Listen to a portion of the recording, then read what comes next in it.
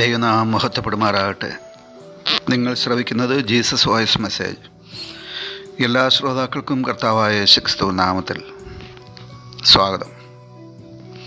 അല്പസമയ ധ്യാനത്തിന് ഒരു ചെറിയ വേദഭാഗം വായിക്കുന്നു. വിശുദ്ധ യോഹന്നാൻ എഴുതിയ സുവിശേഷം അധ്യായം 14, 1 മുതൽ 3 വരെ. നിങ്ങളുടെ ഹൃദയം കലങ്ങിപ്പോകരുത്. ദൈവത്തിൽ വിശ്വസിപ്പിൻ, എന്നിലും വിശ്വസിപ്പിൻ. എൻ്റെ പിതാവിൻ്റെ ഭവനത്തിൽ അനേകം വാസസ്ഥലങ്ങളുണ്ട്. ഇല്ലെങ്കിൽ ഞാൻ നിങ്ങളോട് പറയുമായിരുന്നു. ഞാൻ നിങ്ങൾക്ക് സ്ഥലമൊരുക്കുവാൻ പോകുന്നു.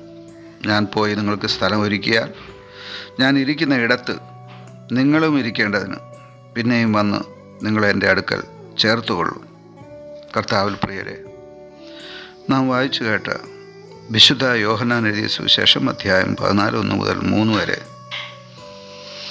കർത്താവ് തൻ്റെ ശിഷ്യന്മാരോടും തൻ്റെ മുമ്പിലിരിക്കുന്ന ഒരു വലിയ സമൂഹത്തോടും, അഥവാ യേശു ഈ ഭൂമിയിൽ ജീവിച്ചിരുന്നപ്പോൾ, അഥവാ മനുഷ്യരൂപത്തിലായിരുന്നപ്പോൾ, ഓരോ ദിവസവും ഒരു വലിയ പുരുഷാരം, സ്ത്രീകളും കുട്ടികളും, ഇങ്ങനെ വലിയൊരു പുരുഷാരം യേശുവിൻ്റെ സമീപെ രോഗസൗഖ്യത്തിന്, ഭൂതഗ്രസ്തർ വിടുതലിന്, അതുപോലെ ആശ്വാസത്തിന്, ദൈവരാജ്യത്തിൻ്റെ സത്യങ്ങൾ ശ്രവിക്കുവാൻ, ദൈവിക വിടുതൽ പ്രാപിപ്പാൻ, ദൈവിക അനുഗ്രഹം പ്രാപിപ്പാൻ, ദൈവത്തിൻ്റെ ആശീർവാദവും ദൈവാനുഗ്രഹങ്ങളും പ്രാപിപ്പാൻ വരുമായിരുന്നു. അങ്ങനെ യേശുവിൻ്റെ അടുക്കൽ വന്ന ബഹുപുരുഷാരത്തോട് യേശു സംസാരിക്കുകയാണ്. പ്രത്യേകിച്ച് ഇവിടെ കർത്താവ് സംസാരിക്കുന്നത് അവിടുത്തെ ശിഷ്യന്മാരോടുകൂടിയാണ്. എല്ലായ്പ്പോഴും തന്നോടുകൂടെ ഇരുന്ന 12 ശിഷ്യന്മാർ, അവരോടായി, അതുപോലെ അവരോടൊപ്പം യേശുവിൻ്റെ മുന്നിലിരിക്കുന്ന ബഹുപുരുഷാരത്തോടായി യേശു പറയുന്നു, നിങ്ങളുടെ ഹൃദയം കലങ്ങിപ്പോകരുതെന്ന്. എപ്പോഴാണ് നമ്മുടെ ഹൃദയം കലങ്ങിപ്പോകുന്നത്? പലവിധ ഭാരം നമ്മുടെ മനസ്സിനെ അലട്ടുമ്പോൾ നാം കലങ്ങിപ്പോകുന്നു. പാപത്താൽ, കുറ്റബോധത്താൽ നാം നിറയും. ആ സമയം നമ്മുടെ ഹൃദയം കലങ്ങും. മറ്റു പലവിധ ഭൂസംബന്ധമായ വേദനകൾ, ഇത് നമ്മുടെ ഹൃദയത്തെ കലക്കും. നമ്മുടെ ഹൃദയത്തെ കലക്കുന്ന അനവധി വിഷയങ്ങളുണ്ട്. നിസ്സാര കാരണങ്ങൾ പോലും, അഥവാ നിസ്സാര കാര്യങ്ങൾ പോലും ചിലപ്പോൾ നമ്മുടെ മനസ്സിനെ കലക്കാം. ഒരു ഭീഷണി, ഒരു ശത്രുവിൻ്റെ ഭീഷണി, ഒരു വാക്ക്, ഒരു വാർത്ത, ഒരു കാഴ്ച, ഇങ്ങനെ പല കാര്യങ്ങൾ. ഇതെല്ലാം നമ്മുടെ ഹൃദയത്തെ കലക്കുമ്പോൾ, ഇന്ന് പ്രഭാതത്തിൽ സർവശക്തനായ ദൈവത്തിന് തിരുവചനം ശ്രവിക്കുന്നവരോട് പറയാനുള്ളത്, നിങ്ങളുടെ ഹൃദയം കലങ്ങിപ്പോകരുതെന്നാണ്. കലങ്ങിമറിഞ്ഞ ജീവിത സാഹചര്യങ്ങൾ നമ്മുടെ മുമ്പിലുള്ളപ്പോഴും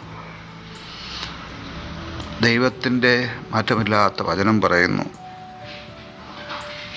എന്തെല്ലാം ഭാരങ്ങളുണ്ടായാലും, എന്തെല്ലാം പ്രശ്നങ്ങളുണ്ടായാലും നമ്മുടെ ഹൃദയം കലങ്ങുവാൻ വിടരുത്.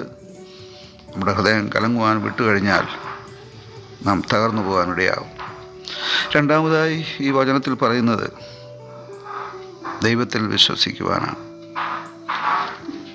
ദൈവത്തിൽ വിശ്വസിക്കുന്ന ഒരു മനുഷ്യൻ ആരിൽ വിശ്വസിക്കണം എന്ന ചോദ്യത്തിന് ഉത്തരം കൂടിയാണ് ഇവിടെ നൽകുന്നത്. യേശു പറയുന്നു, എന്നിൽ വിശ്വസിപ്പിൻ. ദൈവത്തിൽ വിശ്വസിക്കുന്ന ഒരു മനുഷ്യൻ അവിടുത്തെ പുത്രനായ ക്രിസ്തുവിൽ, അഥവാ യേശുവിൽ വിശ്വസിക്കുമ്പോൾ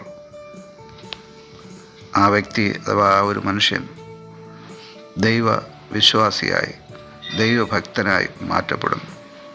തുടർന്ന് കർത്താവ് ദൈവരാജ്യത്തെക്കുറിച്ച്, സ്വർഗരാജ്യത്തെക്കുറിച്ച് പ്രസ്താവിക്കുകയാണ്. കർത്താവിൻ്റെ രണ്ടാമത്തെ പ്രത്യക്ഷത അഥവാ രണ്ടാം വരവിനെക്കുറിച്ച് കൂടെ പറയുകയാണ്. ഞാൻ നിങ്ങൾക്ക് സ്ഥലം ഒരുക്കുവാൻ പോകുന്നു. ഞാൻ പോയി നിങ്ങൾക്ക് സ്ഥലം ഒരുക്കിയാൽ ഞാൻ ഇരിക്കുന്നിടത്ത് നിങ്ങളും ഇരിക്കേണ്ടതിന് പിന്നെയും വന്ന് നിങ്ങളെ എൻ്റെ അടുക്കൽ ചേർത്തുകൊള്ളും. ദൈവരാജ്യത്തിൻ്റെ അഥവാ സ്വർഗരാജ്യത്തിൻ്റെ ആ പ്രതീക്ഷ, ആ പ്രത്യാശ, ഇതാണ് നമ്മെ ഓരോ ദിവസവും മുന്നോട്ട് നയിക്കേണ്ടത്. ഈ ഭൂമിയിലെ കഷ്ടതകൾക്കപ്പുറം, വേദനകൾക്കപ്പുറം, പ്രതികൂലങ്ങൾക്കും പ്രതിസന്ധികൾക്കും തടസ്സങ്ങൾക്കും അപ്പുറം ഒരു സ്വർഗീയ അവസ്ഥ, ഒരു സ്വർഗീയ ഭവനം. ആ സ്വർഗീയ ഭവനം സ്വപ്നം കണ്ടുകൊണ്ട് ജീവിക്കുവാൻ, മാത്രമല്ല അവിടെ പ്രവേശിക്കുവാൻ, അവിടെ പ്രവേശിച്ച് കർത്താവിനോടൊപ്പം ജീവിക്കുവാൻ നമുക്ക് നമ്മെ തന്നെ സമർപ്പിക്കാം. അതിനായി നമുക്ക് ആവശ്യം ദൈവത്തിനുള്ള വിശ്വാസമാണ്.